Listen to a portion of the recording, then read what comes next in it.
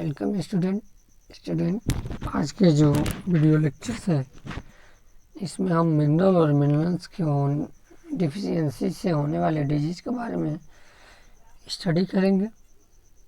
तो पहले हम जानते हैं कैल्शियम मिनरल के बारे में और इससे होने वाले डिफिशियंसी के बारे में। तो जो न्यू बोर्न चाइल्ड्स हैं इनके बोन्स जो होते हैं सॉफ्ट होते हैं।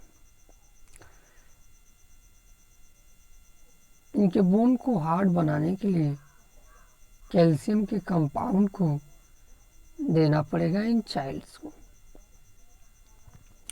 अगर ये चाइल्ड सफिशिएंट अमाउंट में कैल्शियम नहीं लेते हैं तो बोन सॉफ्ट हो जाते हैं और बच्चे की बॉडी वेट जैसे जैसे बढ़ती है तो बॉडी वेट की वजह से बोन जो होते हैं बेंड्स हो जाते हैं। इसी कंडीशन को रिकेट्स कहते हैं। और ये होता क्या है तो ये भोजन में कैल्शियम की डिफिशियंसी की वजह से होती है, जिसको पूरा किया जा सकता है बच्चे को मिल्क दे करके। अनदर मिनरल्स है आयोडीन्स। आयोडीन जो मिनरल्स है इसके वजह से दो डिजीज होते हैं, एक होता है क्रिटिज और एक होता है ग्वाइटर्स। तो आयोडीन की डिफिशियंसी जब होती है फूड में तो क्रिटिनिज्म होता है बच्चों में, और एडल्ट में जब आयोडीन की डिफिशियंसी होती है तो ग्वाइटर डिजीज होता है।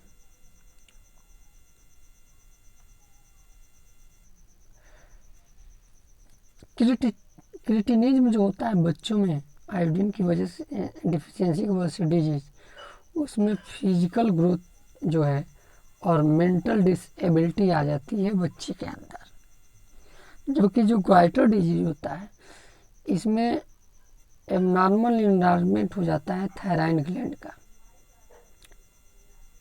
जो कहाँ पर थायराइड ग्लैंड होता है, नेक में। अब इन्लार्जमेंट होने की वजह से थायराइड ग्लैंड का, और ये किसकी वजह से होता है, डिफिशियंसी ऑफ आयोडीन की वजह से। इस वजह से जो पर्सन का नेक है वो स्वेलिंग हो जाती है, स्वेलिंग महसूस होने लगती है।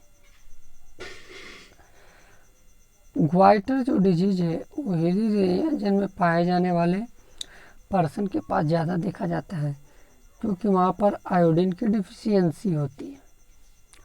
जबकि ये डिजीज कम देखने को मिलता है सी एरिया में, क्योंकि वहाँ के जो फूड्स होते हैं उनमें आयोडीन पाई जाती है। तो सी एरिया में पाए जाने वाले पर्सन को ये डिजीज कम देखने को मिलता है। इसलिए हिली एरिया में पाए जाने वाले लोगों को कहा जाता है कि आयोडाइज साल्ट लेना चाहिए अगर आप थायराइड मतलब ग्वाइटर से बचना चाहते हैं। तो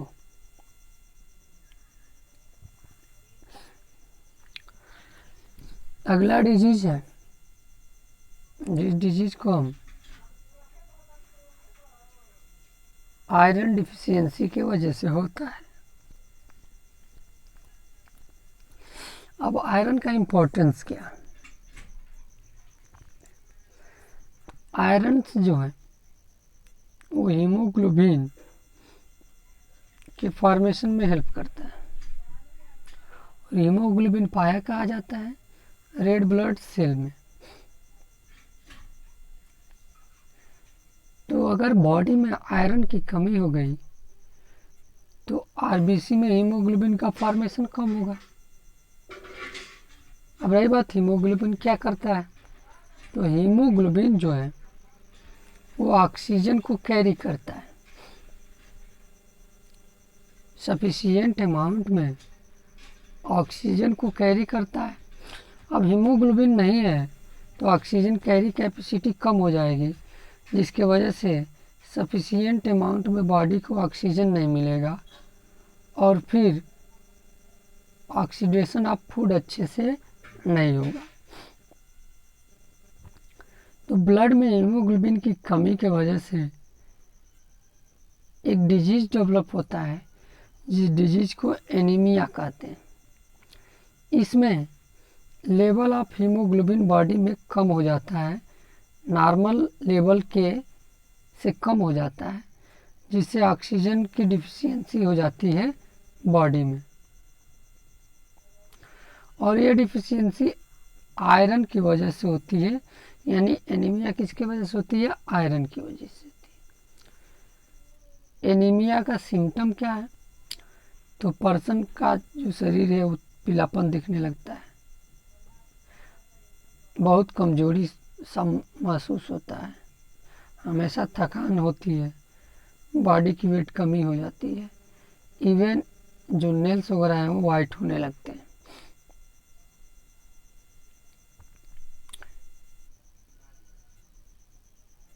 इसलिए हर व्यक्ति को बैलेंस डाइट लेने का प्रयास करना चाहिए, जिसमें डिफरेंट टाइप के फूड आइटम्स हो, और वो डिफरेंट टाइप के फूड आइटम्स प्रॉपर अमाउंट में carbohydrate, fat, proteins, vitamins, minerals ये सब कंटेंट किए हों, जिसकी वजह से बॉडी की हर एक रिक्वायरमेंट पूरी हो और बॉडी का प्रॉपर ग्रोथ और डेवलपमेंट हो।